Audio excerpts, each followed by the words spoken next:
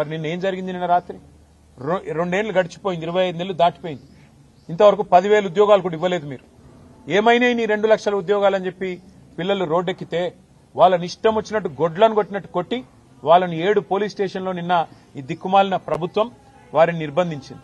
ఈ రోజు కూడా ఉదయం నుంచి మళ్లీ అరెస్టుల మీద అరెస్టులు చేస్తా ఉన్నారు. ఎందుకు?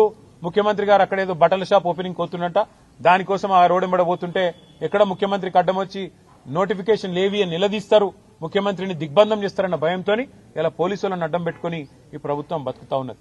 మరి ఇంత చేతగాని సన్నాసి రాహుల్ గాంధీ ఎందుకు మాటిచ్చినావు?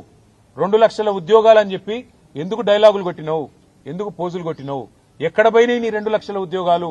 ఇవాళ ప్రజలు అడుగుతున్నారు, మా పిల్లలు అడుగుతున్నారు, దమ్ముంటే సమాధానం చెప్పు. 10,000 ఉద్యోగాలు ఇవ్వకుండా ఇక్కడ భూములు గుంజుకుంటావు, యూనివర్సిటీ దగ్గర ఇస్తానన్న ఉద్యోగాలు ఇయ్యవు. ఈ రకంగా తెలంగాణ యువతతో, భారత యువతతో కాంగ్రెస్ ఏదైతే డ్రామాలు ఆడుతున్నదో దీని అందరూ కూడా గమనించాలని కోరుతూ